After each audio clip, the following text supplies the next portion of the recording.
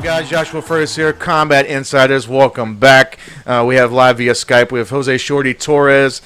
Shorty Torres, what's going on, my friend? Nothing much. Just hanging out, traveling the country, and just doing my thing every day. Yeah, so, speaking of traveling the country, I noticed that, on your social media, you post a lot about, what you've been doing, what you've been up to. I saw where you're training with, Dwayne Ludwig, and, you're kind of really getting out there and kind of experimenting different methods. Could you talk about what you've been doing for the last month or so? Yeah, for me, my last fight was a huge, it didn't just bring me down, on my toes and on my feet. It dug me into the mud. It's one of those things that I was in a 33 fight winning streak.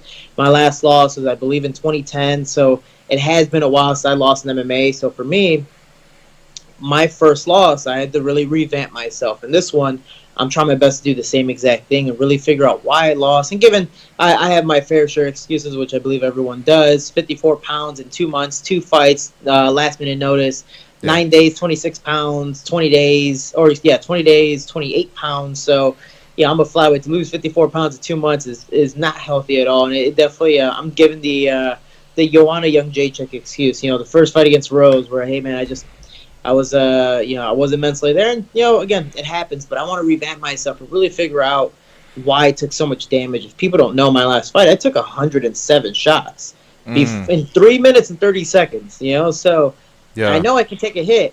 Doesn't mean I should. So for me, I decided to travel out to Denver, worked with Trevor Whitman, worked with Dwayne Ludwig, worked with Team Elevation. And, man, just everyone there put in their own little, their 2 cents. And, I feel so much better about my movement. I'm so excited to get back in there. But it's everyone's talking about the sake of the flyweight division. Well, I don't have a fight planned, and I know a bunch of flyweights don't have a fight planned either. I know some have been signed. We're slowly moving down the line on the bench, but we're all waiting for a fight, and that's something I'm waiting for as well.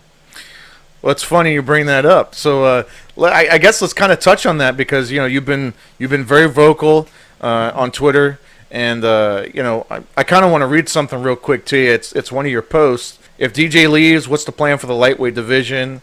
Honestly, it looks bad for us small guys when the UFC wanted to close down the division. When he was the best champion in its history, and now he leaves. What do we have to offer? I guess speak on that. Because it's a serious. It's a serious question, and I think it's something that should be addressed by UFC brass. Yeah, for me, I believe and given I'm biased because I am a UFC flyweight contender, we have some amazing talent. It just so happened during the time of, DJ's reign, he was so good that he made everyone extraordinary look ordinary. It's the same thing with Anderson Silva. Yeah. He demolished his whole division. They were like, oh, we want him to bump up to fight John Jones or have a super fight against GSP, and then everyone was talking about that. Yeah. But when he finally lost, it's like, oh, it's revamped. The only problem is now we have such a dominant wrestler in Henry Cejudo that, from what I know, doesn't even want to fight at the flyweight division. He wants to bump up to fight TJ. And whether that super fight's going to happen or not, it doesn't give us flyweights an opportunity to make a new champion, to make a big scuffle, kind of like when Ronda Rousey was such a dominant champ. I don't know, Holly Holm comes in, then Miesha Tate, now Amanda Nunes, and again, it's been revamped, but we don't have that opportunity. So it's a huge thing, mainly with, the media scuffle with DJ and Dana White. Oh, TJ wants to bump down, wants to fight immediately for the title without having a 25-pound fight just scheduled in general. He automatically deserves a shot, whatever the case may be. DJ said no, he at least needs to fight once to prove he can make weight. And Dana immediately threatened not just DJ, but to cut the entire division. I mean, when you threaten to cut the entire division, when you have literally the best UFC champion in its history, what does that mean for us small guys? And now DJ's gone. Yeah. What's marketable for us? Mainly when you didn't market him in the first place. So I brought it up to a bunch of podcasts already. It's like, how many main events was DJ out of his 11 title fights? Not many at all. He's been co-main event even in his history-making fight. So it's one of those cases that's like, if you're not even going to market the best thing we have, now he's gone, what's the sake for us? And again, I'm looking at it from a business and entertainment standpoint. Yeah. The average fan, again, we're all educated here, so we know DJ's phenomenal. Right. But the average fan doesn't know the flyweights. If I tell someone right now, name 5 flyweight fighters, maybe DJ Cejudo and possibly Sergio Pettis, but then after that, it's like there's this guy, So it's a huge thing, and you got Cejudo trying to bump up. You have Sergio Pettis who bumped up to fight December 15th. That could be just because he's fighting in Milwaukee. It really is a big question in the air right now. I guess on a side note, when it comes to fighter promotion, because there's been several who have talked about it. Tyron Woodley is he's a big proponent of that, and he feels underpromoted. And Stipe has talked about it. He feels underpromoted when he was champion. Do you think? I don't know. It seems interesting to me. I feel like some, not all, because obviously the UFC is a machine and they have millions of dollars they put into promoting, but I feel like the best ones will go out there and kind of promote themselves a little bit and not wait for the UFC, right? A lot of the bigger people, they went out on their own. They did their own stuff. Whether it was from doing something controversial, like, talking shit like Conor or Colby Covington or something like that. But then you have the guys, say, like Daniel Cormier, who kind of dips his fingers into everything. Tyron Woodley is starting to do that because he has like his little show. He does something with TMZ, and he does a lot of little things on the side. So, I think he's trying to get his hands into the pot and kind of diverse himself. But do you think at some point, that it's kind of, well, maybe shame on you as a fighter just a little bit because, what did you do?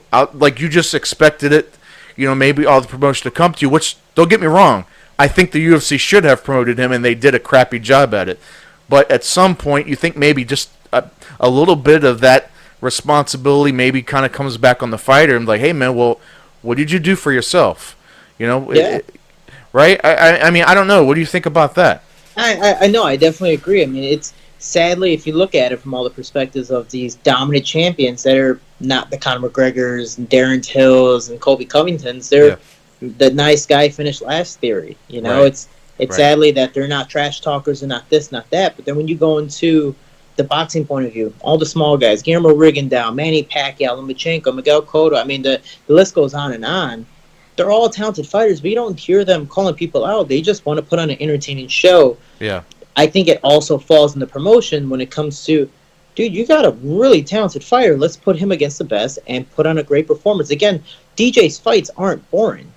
Right. He's just a small guy that no one honestly knows, and no one really tunes in because of it. Whose job is that one? Yeah, I can see, obviously, it's DJ's. There's a 50% there, but it's also 50% of the promotion and go, hey, we need to promote you. Again, I'm looking at the average fan. The average fan is the most populated, fan for MMA. The most average fan doesn't know flyweights. They know the champions. Even if any division, lightweight, welterweight, whatever the case may be, if you tell them to name 5 guys, they're only going to name more than likely the knockout guys. But they're going, I know this one. I know the champion. Cool. Well, why don't you know DJ? Why don't you know more guys in the flyweight division? I mean, even for me right now, I can't tell you all top 10 guys. Like, oh, this guy's not ranked? I'm kind of surprised. Again, you look at it from an average fan point of view. Darren Till, did he deserve a title shot? No. But why do you know him? He talks so much smack. Yeah. He did his part. And the UFC is like, this is easy. We're going to bump him up.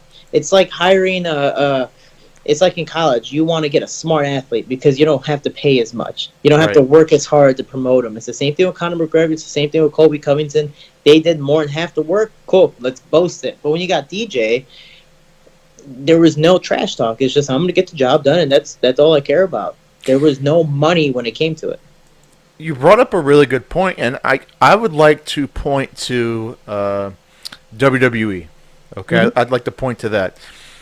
The fan base, like you said, I think that the promotion can train the fan base. WWE has trained their fan base to react the way they want to certain things, right? For the most part, I know that some people kind of go off the grid and boo the good guys and cheer the bad guys, right? But for the most part, the average fan over there, you can almost they know what they're doing, right? They plan this stuff out.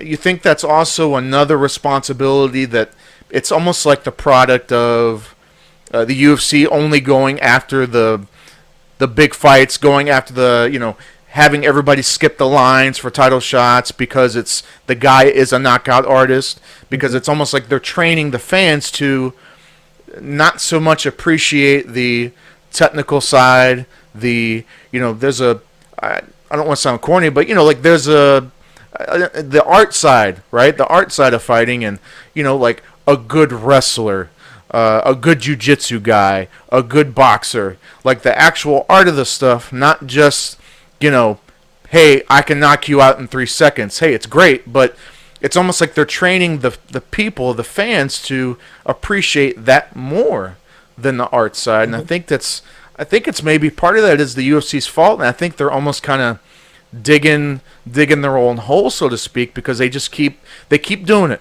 over and over and over and over and over.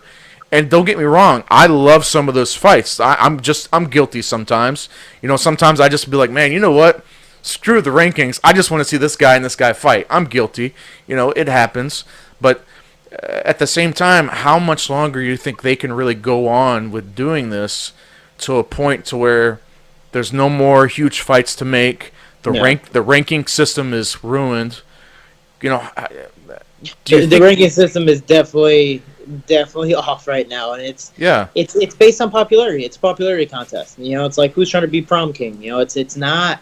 No one really cares about it anymore. Me again. That's why I enjoy boxing, because they make mandatory fights. Whether people want to see it or not, they go, "Hey man, you got to fight this guy." That's kind of this guy's next in line. He's worked hard for it. Yeah. You got to do it. Sorry, buddy, it might not be the popular guy, but maybe if you beat this one, we'll give you the leverage to call the popular guy. I mean, you look at the Nurmagomedov McGregor fight. That was honestly the best possible scenario ever. Even after the fight, there's another fight for free. There's a riot. Right. Everyone loves the drama.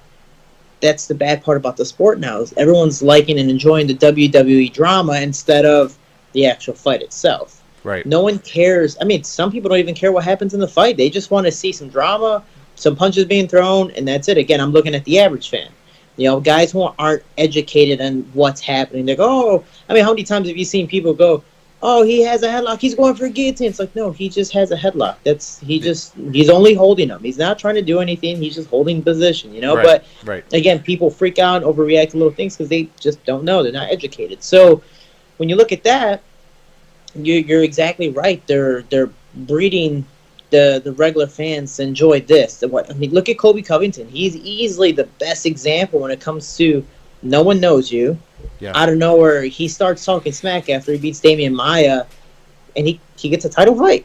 That's freaking awesome. How did that happen? He shouldn't have even been ranked top 5 after beating Maia, but he was because he did this. Yeah. Social media is a huge and powerful thing right now, and again, you look at just any fighter. I mean, I know some phenomenal fighters that are still not in the UFC because no one knows them. They're phenomenal athletes and win almost every single fight by domination, but because they can't do this, because there's no social media, backing, there's no money in it. UFC is not going to hire you because there's no interest. Why are we going to give you money when you can't give us money back? That's what they're really looking for. So it's a bad thing for the flyweights because, again, what flyweights have been a main event? The only main event that's been a flyweight besides Demetrious Johnson was Sergio Pettis and Brandon Moreno, both Mexicans in Mexico City. They were trying to capitalize on the Mexican fan base, which it's still growing. I mean, Yair Rodriguez, Cejudo now, but are they going to try to popularize Cejudo with the Mexican fan base at flyweight? That's the biggest question. You brought up Henry Cejudo, and I talking to you a little bit before we started. He was on the Joe Rogan podcast today, and he was talking about that really his main goal right now is to fight TJ.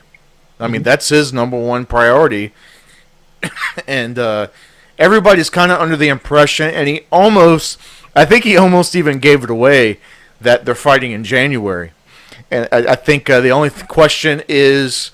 He said the only question is that he'll fight him at 135 or 125. It doesn't matter to him. But I think he has a preference at 135 because he said, he's like, dude, I've been, because coming from the wrestling background, and you know Mm-hmm. his pedigree. He's been cutting weight for years. He's like, I'm just tired of cutting weight. 135 is only, I'd maybe cut 10 pounds. He's like, it sounds so much better than 20. And I guess if Henry Cejudo goes up to 135, let's say he beats Dillashaw, and he's champ. Where do you think that really puts the flyweight division? We just lost Demetrious Johnson, right? Henry Cejudo, just crowned champion. He goes up to TJ in his first fight, wins 135. What's going to happen next?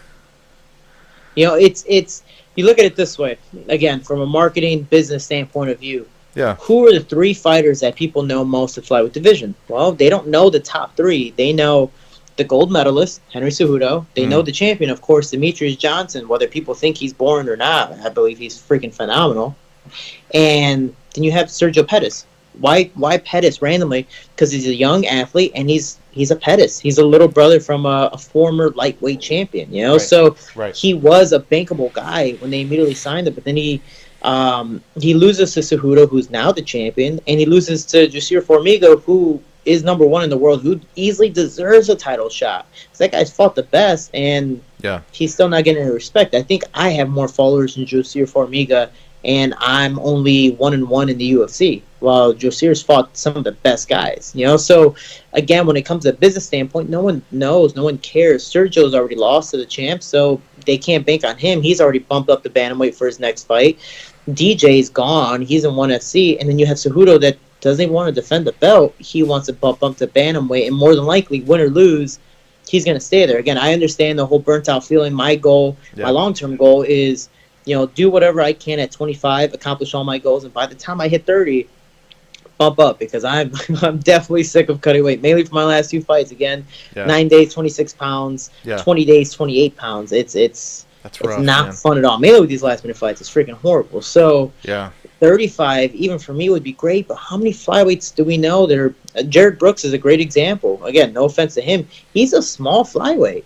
Right. He's fought at strawweight before.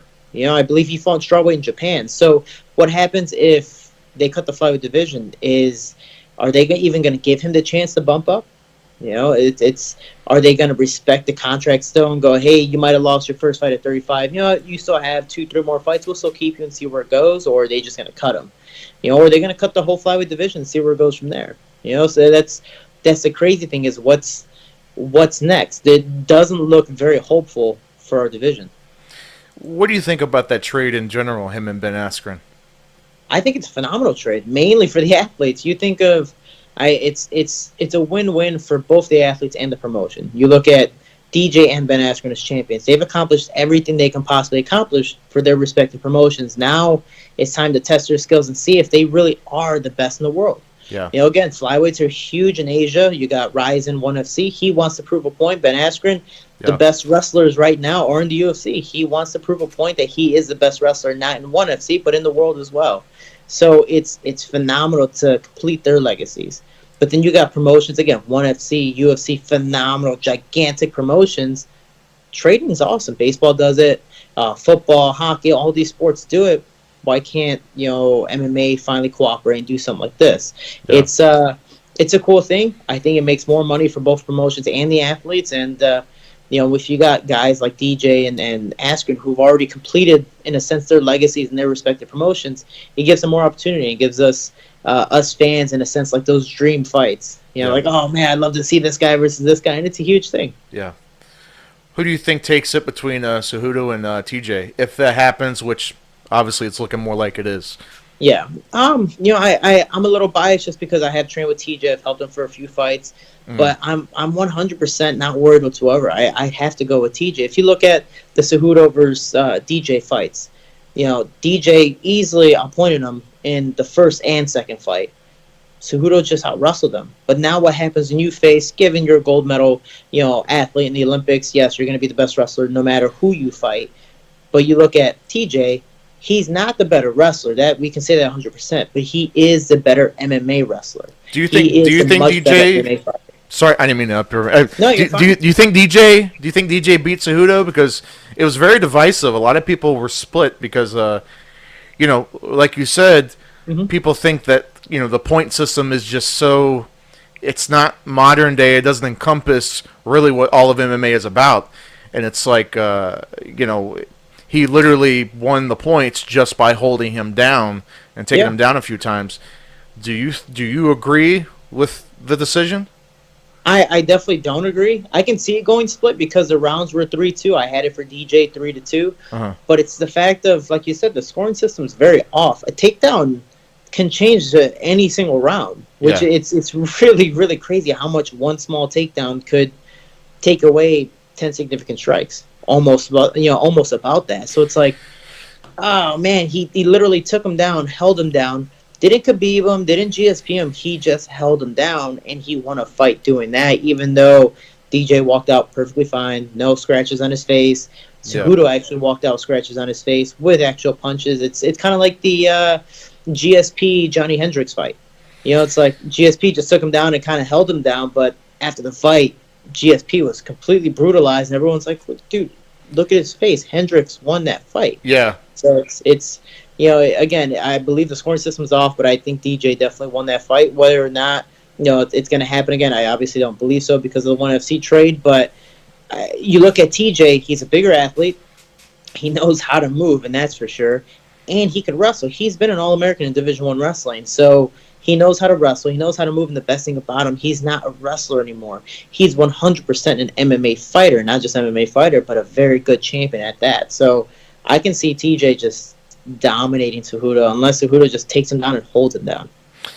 I agree. I think it's interesting, and I've always said this, that not to take anything away from Cejudo, because obviously his wrestling pedigree you could probably put next to anybody, pound for pound in the company. But say TJ, like you said, he's Division I wrestler, and he's a great wrestler as well. Not quite the same pedigree, but I've always said that you don't have to be able to out-wrestle somebody. He just has to be able to defend the takedowns and stay on his feet, right? So technically, TJ doesn't even have to be the better wrestler to beat Cejudo. He just has to be able to keep the fight standing. And I don't think that Cejudo can really... I don't think he can compete with, TJ's just weird power. I don't... he doesn't look like the most powerful guy, but... My God, look what he did to Cody. He rearranged him fairly quickly when a lot of people weren't, they thought the first fight was a fluke. And then here he does in the second fight and beats him quicker, even in more impressive fashion. So I think it's an interesting matchup. I don't think TJ, I think he's probably a lot stronger than DJ was, so I don't see him. Even if Cejudo does take him down, I don't see him staying down for long. I just don't see it, but it's an interesting fight, and I'm kind of looking forward to it as well. It definitely is an interesting fight because, again, TJ doesn't stop moving, whether it's on the feet or on the ground. He stays active. The biggest thing is Cejudo, again, you see his YouTube videos, all that stuff on Instagram. His takedown techniques are freaking amazing. Yeah. But what happens when you're getting punched in the face now? TJ is phenomenal at, look what he did to Lineker, given Lineker's not a wrestler, but he literally took him down and just started punching. Oh, You're moving? Cool. Now I have your back. Oh, you're moving? Now I'm breaking your jaw, which he did in, I think, the second round. Yeah. He is doing so much, not just on the feet, but on the ground as well. He's not just holding you down. Even if he's on his back, he's punching you. He's elbowing you. He's doing stuff. And I think that's just a huge game changer. Man, when you face such a dominant wrestler, again, we don't get punched in the face while wrestling. So it's more of like, oh God, this is happening now. I got to do something different. And it makes you react much different than what you're used to. Yeah. So I guess Shorty, I know you kind of talked about it, but what's coming up for you, man? Like, what do you got coming up? I know you're just kind of traveling right now and kind of, I guess, just kind of enhancing and kind of putting stock into yourself, right? And just kind of, you're kind of developing yourself right now. And what's it's a lot. I have a lot going on, given I have my own YouTube series now called Inside Team Shorty, which I will be doing an episode about this. Crazy thing is, fun fact, I ended up forgetting my electronic backpack with like my laptop, my camera stuff, everything to Mm. record my podcast. So everything should have been out Monday, but I freaking left it in Denver, and I'm in St. Louis, so I had to get that all shipped. And then it was a day Oh late. It man. was a bunch of stuff. I was like, oh yeah, this is great luck. But for me, my YouTube series Inside Team Shorty, it's talking about the reality, the truth, and everything behind the scenes. Again, like we're talking about right now. Yeah. For example, my next episode will be on this trade. What's going to happen next to the flyweight division? That's a question that's just hasn't really been looked at. The trade is awesome. I think that should obviously be a headline, but the second headline should be what's next for such a poor division that's been dominated by such a great athlete that's now gone. What do we, what else do we have to offer? So I'll be touching on that very soon. But right now, I went to Brazil, I went to Denver, St. Louis. And now after this, I'm actually going to go out to the Kingdom of Bahrain. I will be commentating for Brave Fighting Championships and also commentating for the IMF, being an ambassador for them, the World Amateur Championships, which before I turned pro, I was the first ever 2-time world champion as an amateur. And it's, dude, the athletes have just been getting better and better every single year, and I can't wait to see it finally in the Olympics. This is something we're working towards, and we have, I think, over 70 countries that take part in this tournament. You fight 5 times in 5 days, or 6 days. Yeah. You make weight every single day, and it is an epic tournament. I was able to do it twice, and I'm just excited to not fight for once in my life. Actually enjoy some fights, and just see where it goes from there, man. But it's maybe out in Kazakhstan. Oh, actually, after Bahrain, I'll be going out to Vegas to help Jessie Jess get ready for her fight December 15. After that, I'll be possibly in Kazakhstan to commentate for another promotion.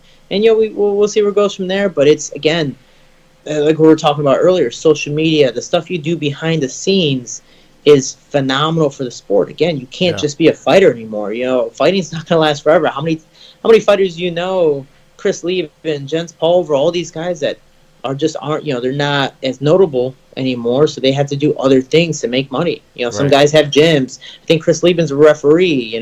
Frank Trigg's a referee now, and he has his own podcast. Lieben got into I think he's in bare knuckle now. I think Lieben does bare knuckle now. He does bare knuckle boxing. And honestly, fighting doesn't last forever, and I'm 26. Again, I've had my fair share of injuries, which I'm like, dude, I feel so much older, but it doesn't last forever. And when you see how the UFC's reacting to now with these flyweights, I think if they cut the flyweight division and all these guys disappear, what are they going to do? I mean, I know one flyweight that works at Applebee's.